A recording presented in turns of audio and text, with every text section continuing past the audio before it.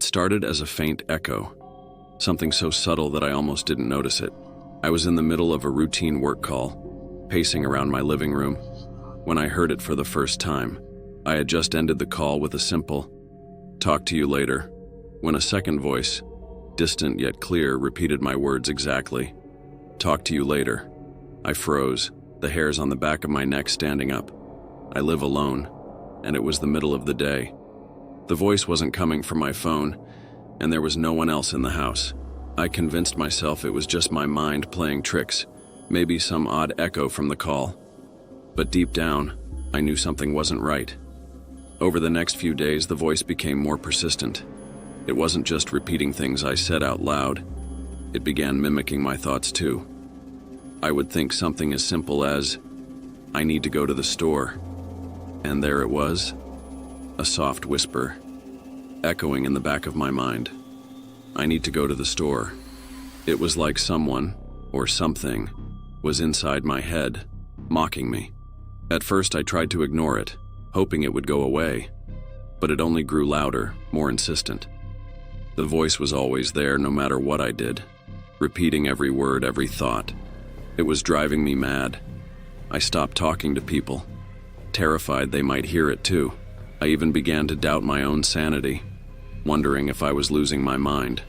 But then one night everything changed. It was late and I was sitting in my bedroom trying to distract myself with a book. The voice had been unusually quiet that evening, and for the first time in days, I felt a small sense of relief. Maybe, just maybe, it was gone. But as soon as I let my guard down, it returned with a vengeance. I had just thought I should get some sleep, when the voice, now clearer than ever, whispered back, "I should get some sleep." I snapped the book shut, my heart racing. This wasn't just an echo. It felt deliberate, malicious, like something was taunting me. I decided I couldn't stay in the house any longer. Grabbing my coat, I hurried downstairs and out the front door into the cold night air. But the voice followed me. As I walked down the empty street, every step filled with dread, the voice continued to mimic my thoughts. "Where am I going?" I wondered, and the voice echoed back, "Where am I going?" I quickened my pace, desperate to escape it, but the voice only grew louder, more mocking. I could feel it inside my head, as if it were burrowing deeper into my mind. I ended up at a small park on the edge of town, hoping the fresh air and open space would clear my mind. But the moment I sat down on a bench, the voice returned. This time with a question. "Why are you here?" It was the first time it had said something that I hadn't thought myself. Panic surged through me. The voice wasn't just an echo. It was something else entirely, something with a mind of its own. I stood up, ready to run, but the voice spoke again, this time more forcefully. "Don't leave." I froze, my legs trembling. The voice was no longer just in my head. It was coming from somewhere behind me. Slowly, I turned around, my heart pounding in my chest. There was nothing there, just the empty park, bathed in the dim glow of a street lamp. But the voice persisted, now almost amused. "You can't escape me."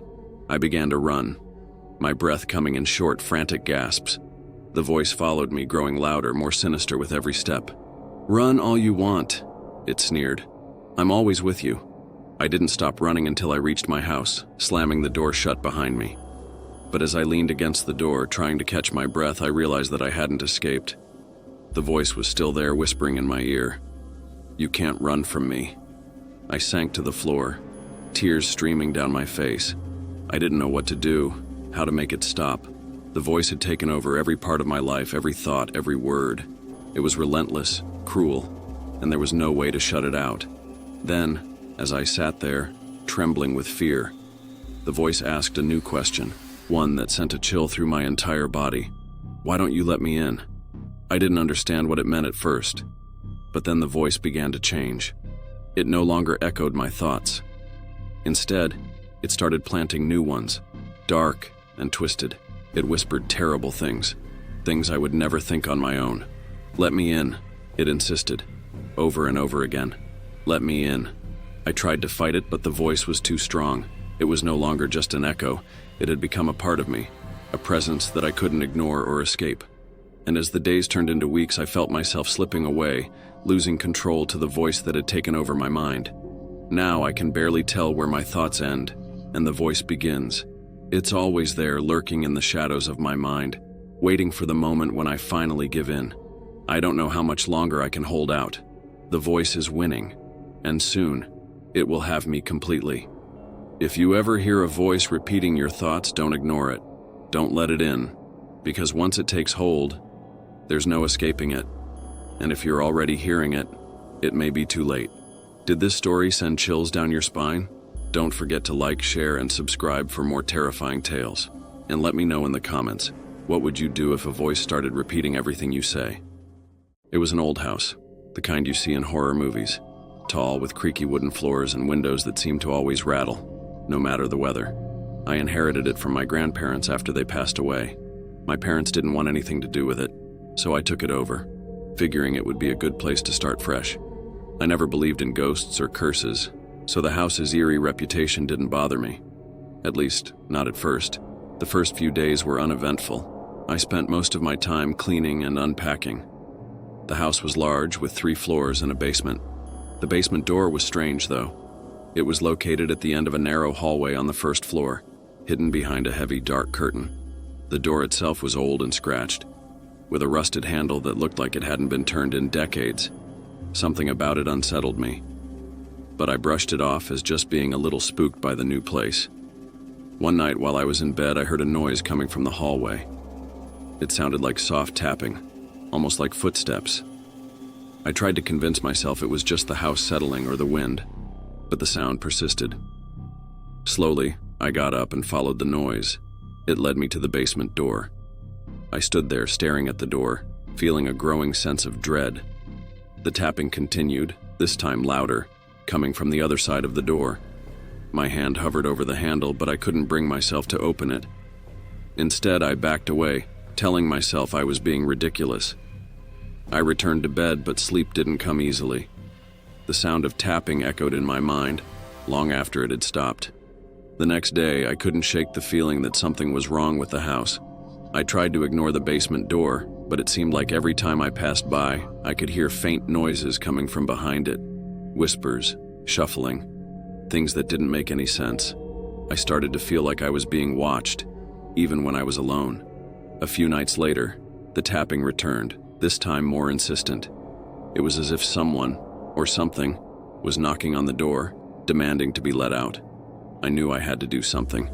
I couldn't let the fear control me, so I decided to confront whatever was behind that door. Armed with a flashlight and a kitchen knife, I approached the basement door. My hand trembled as I reached for the handle. It felt ice cold, sending a shiver down my spine. With a deep breath, I turned the handle and pulled the door open. The basement was pitch black, the air heavy and damp. The stairs creaked as I descended, each step echoing in the darkness. The smell of mold and decay filled my nostrils, and I could hear the faint dripping of water somewhere in the distance. My flashlight flickered as I reached the bottom, and for a moment, I thought it would go out entirely. But then, it stabilized, casting a dim, shaky light around the room. The basement was larger than I had imagined, filled with old furniture, boxes, and cobwebs. But something was off. The air felt thicker, almost suffocating, and there was a strange sense of wrongness that I couldn't quite place. As I scanned the room, my light landed on a door at the far end of the basement. It was smaller than the one upstairs, almost like a closet door, and it seemed out of place, as if it had been added later. The moment I saw the door, the tapping stopped. Silence fell over the basement, so complete that I could hear my own heartbeat. My instinct screamed at me to leave, to run back upstairs and never look back. But I was drawn to that door, compelled to open it, as if something was pulling me toward it. With trembling hands, I reached for the handle. It was even colder than the one upstairs, almost painfully so. As I turned it, the door creaked open with a sound that made my skin crawl. Inside was a small, dark room, barely large enough to stand in. The walls were covered in deep scratches, and the floor was stained with something dark and foul-smelling.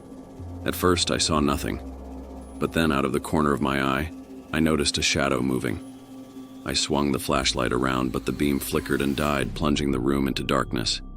In the pitch black, I heard something breathing, something that wasn't human.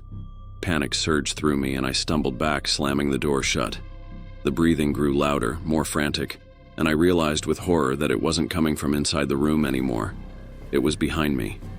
I turned, but before I could see what it was, something cold and sharp grabbed my arm, yanking me backward. I screamed, thrashing against the invisible force, but it was too strong.